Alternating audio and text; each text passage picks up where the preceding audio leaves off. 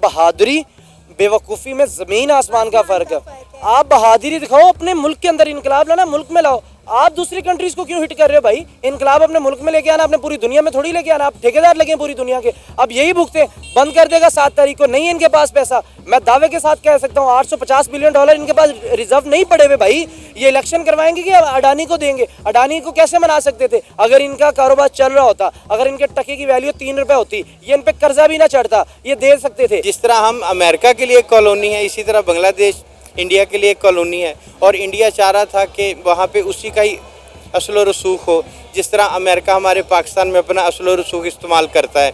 तो उन्होंने अपने फ़वाइद के लिए, अपने फ़ायदे के लिए बांग्लादेश में इन्वेस्ट किया ताकि हमारा राज रहे वहाँ पे। और उन्होंने अपने पैसे के बलबूते पे ये किया है और हसीना वाजे ने ये करने दिया है। बांग्लादेश का इलेक्शन नहीं होने जा रहा है, इनके पास पैसा नहीं है और इनको नहीं कोई भी देगा पैसा। ये अगर अमेरिका के गुलाम बनेंगे, उनको फिर पैसा वहाँ से मिलेगा। और अमेरिका भी इतना पागल नहीं है कि अपने इतने बड़े स्टेक होल्डर को, इंडिया को छोड़ के, अपने दोस्त को छोड़ के बांग्लादेश की तरफ आएगा। अब इनके पास जो 14 बेड़ी जहाज बचे हैं जिसपे ये तिजारत करते हैं ना, ये अडानी अब उसको लेगा। ये आप देखते जाए आगे होता क्या है। बांग्लादेश में अभी पिछले दिनों जो हंगामाराई हुई है, उसमें सारा हाथ तो इंडिया का था। इंडिया इसके पीछे है। शेख हसीना को भी सारा सपोर्ट करने वाला वही था, इंडिया ही। फिर उसकी जो गवर्नमेंट है, वो स्टूडेंट ने जो है ना वो गिराई। इस मामले में सारा हाथ इंडिया पे ही जाता है। दूसरे मुल्क जो है ना, उनको ये नहीं, इंडिया को यही लगता है नेपाल और बांग्लादेश ये ऊपर ना जाएं। पाकिस्तान के साथ भी उसका यही मामला आता है। इनके 80% जो शेयर हैं वो इंडिया से आए हुए हैं, बांग्लादेश के। पावर सेक्टर अडानी ग्रुप का है। ये आप इस चीज़ को कितने आप गौर से समझें कि अडानी ग्रुप एक ग्रुप है, उसके 70% जो है वो बिजली दे रहा है बांग्लादेश को। इंडियन नहीं दे रहे, मतलब इंडिया की कंट्री नहीं दे रहा, सिंगल पर्सन, एक इंडिया का बिजनेसमैन उनको दे रहा है। अडानी पावर, जिनका एक बहुत बड़ा पावर प्लांट काम कर रहा था बांग्लादेश के अंदर। बांग्लादेश पिछले कई सालों से अडानी पावर प्लांट से बिजली खरीद रहा था, लेकिन बिजली का बिल जमा नहीं करवा रहा था, जो बढ़ के $850 मिलियन पर पहुंच गए हैं। लिहाजा अब अडानी पावर ने बांग्लादेश को वार्निंग दी है कि 7 नवंबर तक बिल की अदायगी करवाई जाए, वरना अडानी पावर बांग्लादेश की पावर सप्लाई कट कर देगा और आधे से ज़्यादा बांग्लादेश जो है वो अंधेरों में डूब जाएगा। और ऐसा नहीं है कि अडानी पावर ने बांग्लादेश को ये पहली वार्निंग दी है। पहली वार्निंग 31 अक्टूबर तक थी, जो बढ़ा के अब 7 नवंबर तक कर दी है। इसी पे आज हम बात करेंगे पाकिस्तान के अवाम से और जानेंगे कि क्या लगता है कि बांग्लादेश अडानी पावर प्लांट को बिजली के बिल जमा करवाने में कामयाब हो पाएगा या नहीं। आइए जानते हैं पाकिस्तान की अवाम से। इस वक्त हमारे साथ महर तनवीर सर मौजूद हैं, जो कि किसी भी तारुफ के मोहताज नहीं हैं। अक्सर आप इन्हें डिफरेंट यूट्यूब चैनल्स पे और हमारे चैनल पे देखते होंगे। अब तो तनवीर भाई ने अपना चैनल भी बना लिया, वहाँ पे भी इन्हें देख रहे हैं। तो आइए वक्त को ज़ाया किए बगैर अपने प्रोग्राम का आगाज़ करते हैं। अस्सलाम वालेकुम। वालेकुम अस्सलाम। तनवीर सर कैसे हैं आप? अल्हम्दुलिल्लाह खैरियत से। बहुत शुक्रिया कि आपने अपना कीमती वक्त निकाला हमारे इस प्रोग्राम के लिए। आज का जो हमारा टॉपिक है, मुझे लगा कि इस पर आपसे बेहतर डिस्कशन और कोई नहीं कर सकता। जैसा कि आप सब जानते हैं कि बांग्लादेश के अंदर अडानी ग्रुप का पावर प्लांट है, जो कि बड़े अरसे से बांग्लादेश को पावर सप्लाई का काम कर रहा था। बांग्लादेश उनसे जो है बिजली ख़रीद रहा था, लेकिन काफ़ी अरसे से बांग्लादेश ने जो है उनको बिजली के बिल अदा नहीं किए थे, जो कि बढ़ के $850 मिलियन पे पहुँच चुके हैं। और अब अडानी ग्रुप ने स्ट्रेट फॉरवर्ड उनको कह दिया कि भाई अगर आपने बिजली का बिल जमा ना करवाया तो हम 7 नवंबर को आपकी पावर सप्लाई कट कर देंगे। क्या कहना चाहेंगे आप, इस सारे मामले को कैसे देखते हैं? देखिए, सबसे पहले तो जब से बांग्लादेश में इनकलाब चला है, मैं बड़ा क्लोजली इसको फॉलो कर रहा हूँ और मैं इनकी पल पल की जो खबरें उन पर बड़े गहरी निगाह रख के बैठा हूँ कि बांग्लादेश हमारा पड़ोसी मुल्क है, क्या होने जा रहा है उसमें। देखिए, अडानी का ये रिएक्शन आना ही था। अगर मुझे कहीं ना किसी यूट्यूब पे पहले किसी ने मेरा अगर इंटरव्यू सुना, मैंने इस तरह के एग्रेशन का ऑलरेडी पहले पेशगोई कर चुका था कि इस तरह के मामला होने। अडानी ने अपनी ये बिजली पावर सेक्टर को, ये अगर इनसे बिल नहीं दिए जाने, मैंने पहले कह दिया था जब स्ट्राइक चल रही थी, मैंने कहा इनकलाब आ रहा है। इनके 80% जो शेयर हैं वो इंडिया से आए हुए हैं, बांग्लादेश के।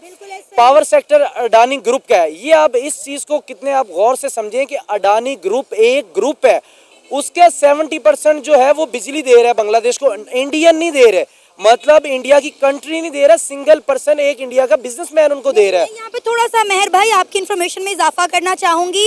इंडिया के भी कई ऐसे सरकारी इदारे हैं जो बांग्लादेश को हेल्प आउट कर रहे हैं, वहां से भी बिजली आती है। यानी कि 60% जो है वो अडानी दे रहा है, मैं ये कहना चाह रहा हूँ, वो दे रहे हैं 60% अडानी दे रहा है, 20% नेपाल दे रहा है, लेकिन वो इंडिया के ही रास्ते दे रहा है, क्योंकि नरेंद्र मोदी ने वहाँ प्लांट लगा दिया था जब नेपाल को ज़रूरत थी। क्योंकि नरेंद्र मोदी की मैंने बात देखी है, वो जिस भी अपने पड़ोसी मुल्क को ज़रूरत होती किसी चीज़ों की, वो फाइनली ये नहीं कि भी आप ये हेल्प, वो टोटली उनको लगा के दे देते हैं। वो नेपाल के पास बिजली स्टॉक नहीं हो पा रही थी, उन्होंने कहा हमें नहीं चाहिए इंडिया ने, उन्होंने कहा बांग्लादेश को दे दो। अब अडानी के अलावा नेपाल भी सोच रहा है कि भाई उनके 850 बिलियन डॉलर नहीं दे रहा तो शायद हमारे पैसे भी ना खा जाए। इस रिएक्शन का बिल्कुल बांग्लादेशी अवाम को भी बाखूबी पता था, लेकिन कुछ उनके अंदर कुछ इस तरह के हैं लोग जो इनकलाब के नाम पे पूरा बेड़ा गर्क कर दिया उन्होंने अपने मुल्क का। एक इकॉनमी, टके की कीमत 3 रुपए थी हमारे पाकिस्तान रुपीज़ में, अब टका टके का भी नहीं रहा, टका रुल गया है। इंडस्ट्री 50%, ये मैं एवं नहीं कह रहा कि 50%, मैं पूरा एक फिगर के साथ बता रहा हूँ कि 50% बांग्लादेश की इंडस्ट्री बंद पड़ी है भाई। अगर अडानी ने 7 नवंबर को अगर उसने पावर प्लांट बंद कर दिया तो 60% पूरे का पूरा बांग्लादेश, और हाँ अडानी की जो बिजली है वो भी इनके सारी जो जा रही है वो इंडस्ट्रियल एरिया में जा रही है, ज्यादा यूज भी इंडस्ट्रियल एरिया में। सर आपको पता है पहले उन्होंने 31 अक्टूबर की डेट दी थी बिल्कुल कि भाई आप 31 अक्टूबर तक अपने जो बिल हैं वो जमा करवाएं, फिर उन्होंने 7 दिन का मार्जिन और दे दिया है। और अगर इन्होंने अब बिल ना जमा करवाया तो बांग्लादेश के कई शहर जो हैं वो अंधेरे में डूब जाएंगे। और इंडस्ट्रीज का अगर आप बात करें तो आपको पता है इंडिया की जो है वो 80% इंडस्ट्री ऑलरेडी बांग्लादेश के अंदर काम कर रही थी। जो उन्होंने शेख हसीना वाजिद का तख्ता पलटने बाद इन्होंने आपको पता है कितना काम बंद कर दिया। हिंदू कम्युनिटी के साथ क्या किया, इंडिया को बोला कि भाई आप अपनी इंडस्ट्री बंद कर दें, आप इंडिया वापस चले जाएं, हमें आपके साथ काम ही नहीं करना। देखिए मैंने पहले भी आपको बताया कि मैंने पहले बांग्लादेश को ये मशवरा दिया था एक वीडियो में, मैंने कहा बहादुरी बेवकूफ़ी में ज़मीन आसमान का फ़र्क है। आप बहादुरी दिखाओ, अपने मुल्क के अंदर इनकलाब लाना, मुल्क में लाओ। आप दूसरी कंट्रीज़ को क्यों हिट कर रहे हो भाई? इनकलाब अपने मुल्क में लेके आना, अपने पूरी दुनिया में थोड़ी लेके आना। आप ठेकेदार लगे पूरी दुनिया के, अब यही भुगते। बंद कर देगा 7 तारीख को, नहीं है इनके पास पैसा। मैं दावे के साथ कह सकता हूँ 850 बिलियन डॉलर इनके पास रिजर्व नहीं पड़े हुए भाई। ये इलेक्शन करवाएंगे कि अडानी को देंगे? अडानी को कैसे मना सकते थे? अगर इनका कारोबार चल रहा होता, अगर इनके टके की वैल्यू 3 रुपये होती, ये इन पर कर्जा भी ना चढ़ता, ये दे सकते थे। मैं ये बांग्लादेश की आवाम से हैरान हूँ, ये किस चीज़ का ये इनकलाब लेके अपने मुल्क का बेड़ा गर्क कर लिया भाई। इंडिया ने हमेशा बांग्लादेश को सपोर्ट किया है। सपोर्ट क्या किया है? इंडिया के अंदर ही उनके काम हो रहे। उन्होंने अमेरिका जाना इंडिया के थ्रू, उन्होंने कनाडा जाना, यानी कि किसी भी मुल्क में जाना उन्होंने इंडिया के थ्रू जाना है। उसके बाद उन्होंने कोई इलाज करवाना है वो इंडिया में, अगर उनको स्पोर्ट्स की कोई फैसिलिटी चाहिए वो इंडिया में, आपको कोई फिल्म में उन्होंने अपना ड्रामेस बनाने वो इंडिया में। यानी कि ये सिर्फ अपने घर पे सोने ही आते हैं, बाकी काम तो सारे इंडिया में करते रहे और ये इंडिया को सीधे हो गए। मैं हैरान हूँ इस बात का। अब ये भुगते, अब लाए इनकलाब, अब निकालें पैसा। ये जो इनकलाबी बने बैठे थे अपने निकाले ना भाई, दे 850। गलत जगह पंगा ले लिया। बांग्लादेश को पता चलेगा जब इनकी बिजली कटेगी। ऑलरेडी पहले ही इंडिया को धमकियां दे रहे थे कि भाई आप अपनी फैक्ट्रियां बंद कर दें। इंडिया ने जितने भी अपने इनके मंसूबे चल रहे थे उन्होंने इंडिया ने सारे रोक दिए। इंडिया ने ठीक है ऐसा है तो ऐसा ही सही, हम आपके साथ काम ही नहीं करते। अब ये देखिएगा, आपने बताया जिस तरह कि ऑलरेडी बांग्लादेश घुटनों पे आ चुका है, अभी मजीद आएगा। देखिए बांग्लादेश आज अगर जिस मुकाम पे खड़ा था, पाकिस्तान से उसका टका वैल्यू में ज़्यादा था, तो उसकी वजह थी इंडिया की सपोर्ट, क्योंकि इंडिया ने हमेशा बांग्लादेश को हर हाल में सपोर्ट किया। 1971 में भी कहते हैं कि जब बांग्लादेश बना तो इंडिया ने ही सपोर्ट किया था शेख मुजीबुर रहमान को। मैं एक पेरी तो पहले पेशगोई आज से जो मैंने 2 महीने पहले की थी वो सच हो गई कि इंडिया के जो मैं कह रहा था कि इनकी इंडस्ट्री उठेगी, ये अडानी ग्रुप से जो इनकी आ रही वो मेरी पेशगोई। अब मैं अगली पेशगोई करने वाला हूँ कि इनका इलेक्शन नहीं होने जा रहा। बांग्लादेश का इलेक्शन नहीं होने जा रहा, इनके पास पैसा नहीं है और इनको नहीं कोई भी देगा पैसा।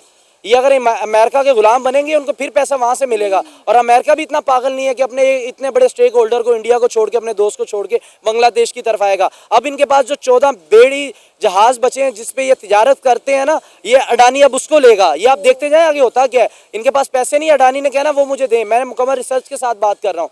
अडानी ने इनसे इनके तिजारत के बेड़े मांगने हैं, फिर ये तिजारत अपने सर के ऊपर इनकलाबी बैठ के करें, लेके जाएं अपने सर के ऊपर सारा कुछ उठा के, फिर करें मामला एकदम से इतने खराब कैसे हो गया? आपको इसके पीछे क्या वजह नजर आती है? बहुत सारे पाकिस्तानियों का तो यही कहना है कि इंडिया जानबूझ के कर रहा है, क्योंकि इंडिया चाहता नहीं है कि नेपाल, बांग्लादेश और पाकिस्तान तरक्की करे। हालांकि इनको पता नहीं, बेवकूफ़ लोगों को, कि नेपाल और बांग्लादेश को हमेशा इंडिया की सपोर्ट रही है। नेपाल में अभी मैं बता रहा हूँ कि नेपाल में जो पावर प्लांट लगे, उनके पास बिजली की किल्लत थी, उन्होंने इंडिया से मदद मांगी, उन्होंने अपना बिजली देने की बजाय उनको पावर प्लांट ही लगा के दे, और जब पावर प्लांट लगा दिया तो नेपाल ने कहा भाई अब तो इतनी बिजली पैदा कर रहे हैं कि हमसे संभाली नहीं जा रही अपने मुल्क में, बांग्लादेश को दे दो। बांग्लादेश को वो वहां से उठा के बेच रहे हैं बिजली अपनी, वो आगे सप्लाई कर रहे हैं। तो मेरा नहीं ख्याल कि इंडिया को हम कह रहे हैं, वो तो सपोर्ट कर रहा है ऑलरेडी, लेकिन बांग्लादेश में अपने पाँव के ऊपर कुल्हाड़ी नहीं मारी, अपना पाँव कुल्हाड़े के पास लेके गए कि अब मारो भाई।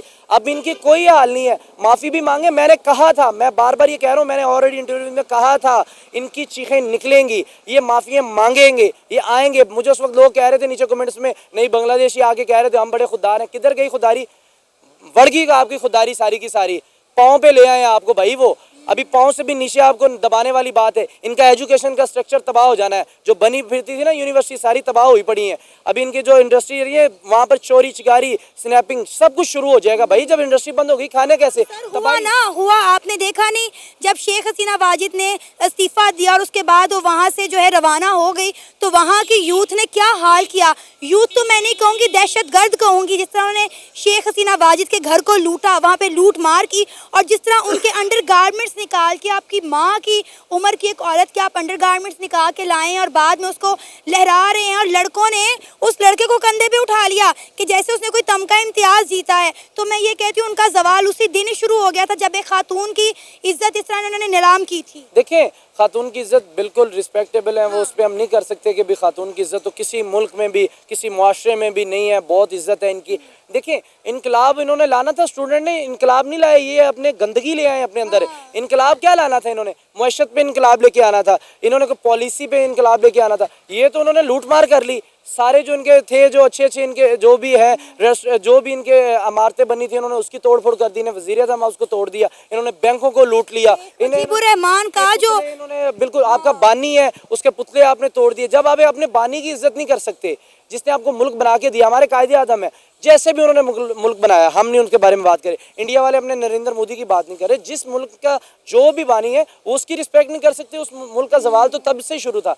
अब बांग्लादेश भाई 10-12 साल नीचे गया, क्लैश हो। अब इकॉनमी अगर उठेगी, नेपाल की उठेगी, अब सारी तिजारत इंडिया वाले नेपाल के साथ करेंगे। इखलाकी तौर पे तो इसको मैं यही कहूँगा कि उनको सख्त डिसीजन नहीं लेने चाहिए।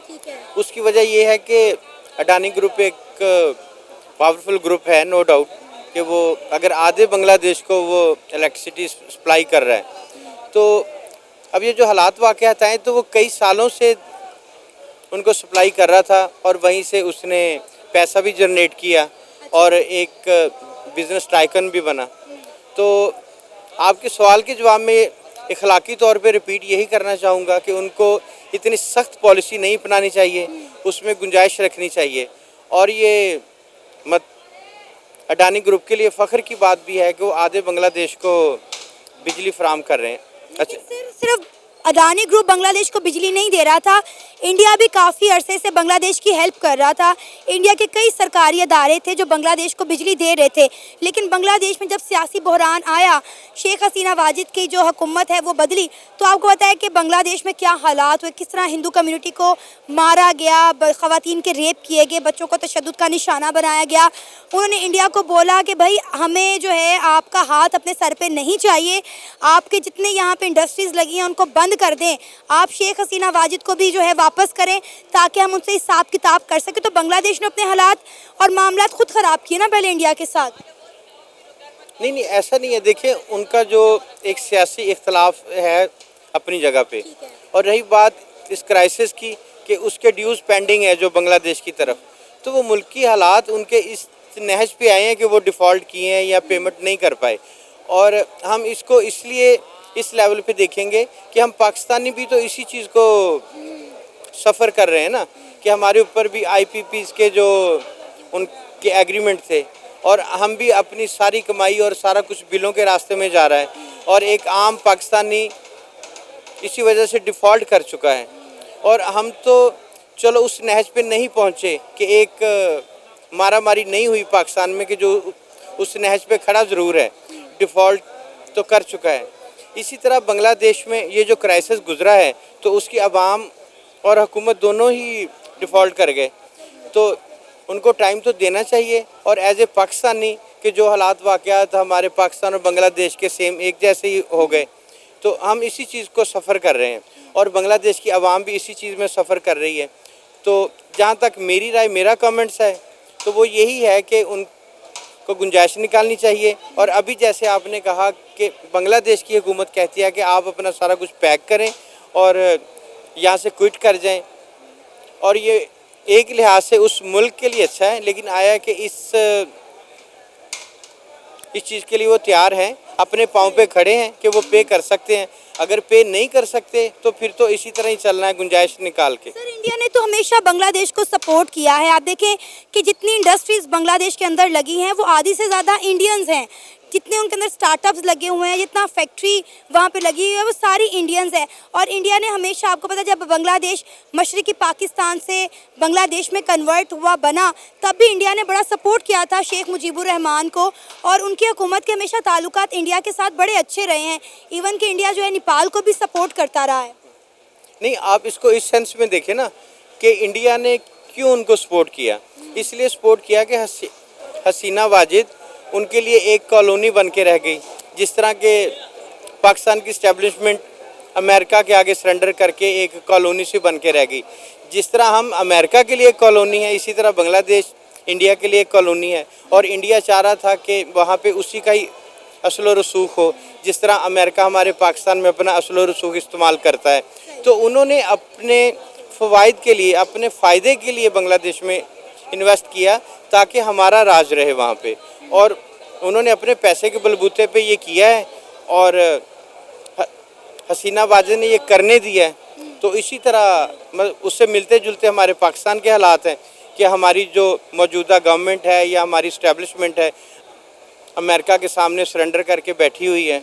और हम दोनों एक जैसे हैं, वो चाहे मशरक़ी पाकिस्तान हो या इधर वाला पाकिस्तान हो, कोई भी हो, दोनों एक ही जगह पे फंसे हुए हैं। आपको क्या लगता है इस वक्त जो बांग्लादेश के हालात हैं, पहले तो उन्हें हमेशा इंडिया की सपोर्ट रही है, क्या आपको लगता है कि बांग्लादेश दोबारा मशरक़ी पाकिस्तान बनने के आसार या चांसेस हमें नज़र आ रहे हैं? क्योंकि इस वक्त बांग्लादेश का जो टका है उसकी वैल्यू भी गिर गई है, सियासी लिहाज से भी और मौशी लिहाज से भी वो टूट फूट का शिकार है।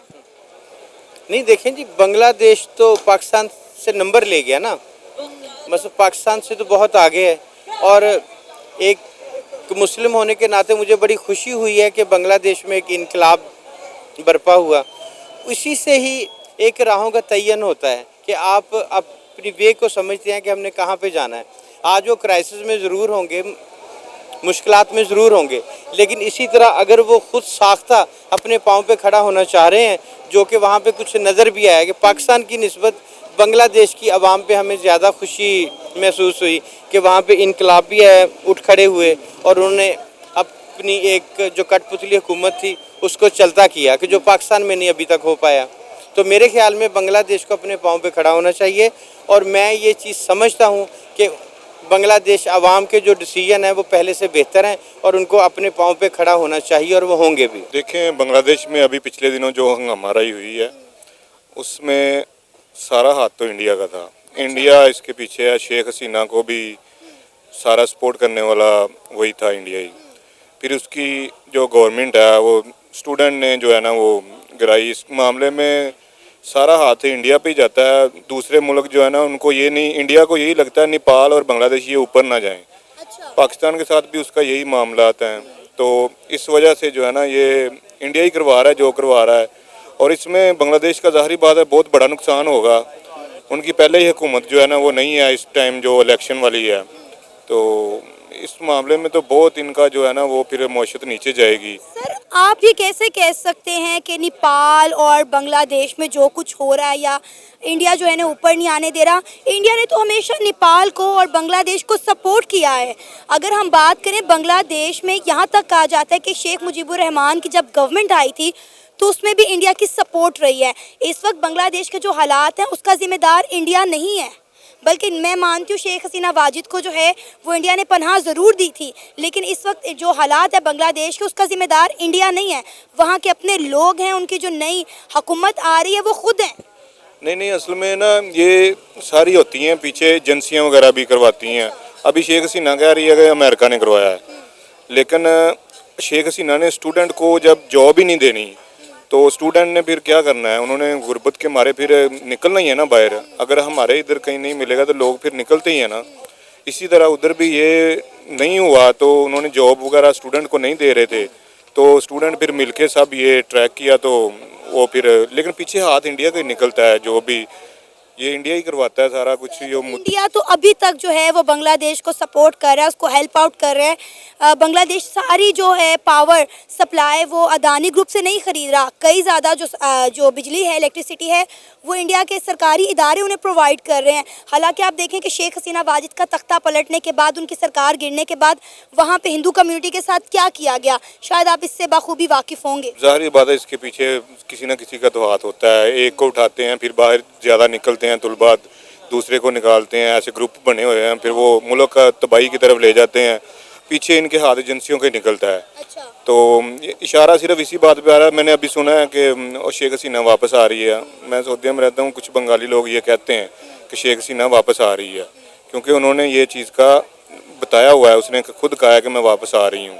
और जिन्होंने ये काम सारा ख़राब किया है उनको जो है ना वो उसके तख्ता ताज पर पहुँचाएँगे, कि जो पार्टियाँ इसमें शामिल हैं, मुलव्वस हैं, जो करवा रही हैं। तो पीछे है कोई ना कोई हाथ, इंडिया का भी चाहे कह लें, अमेरिका का कह लें, कोई ना कोई तो है। अब मुझे ये बताएं कि क्या लगता है कि बांग्लादेश की गवर्नमेंट 7 नवंबर तक बिल दे पाएगी अदानी ग्रुप का या नहीं? मेरे ख्याल में नहीं दे पाएगी, क्योंकि वो नहीं दे पाएगी। बांग्लादेश को इस टाइम वो नुकसान ही, ये चाह रहे हैं कि इनका नुकसान ही हो, मईशत नीचे गिरे सारा। अच्छा। तो वो नहीं करने देंगे, इनको नहीं दे। पाकिस्तान सपोर्ट क्यों नहीं कर रहा? पाकिस्तान तो हमेशा कहता रहा है कि ये मशरकी पाकिस्तान है, तो पाकिस्तान के पास तो बड़ा गोल्डन, मैं कहती हूँ, मौका है कि इस वक्त वो बांग्लादेश को सपोर्ट करे, हेल्प आउट करे, उनको सियासी, मुआशी और इक़्तिसादी बुहरान से निकलने के लिए।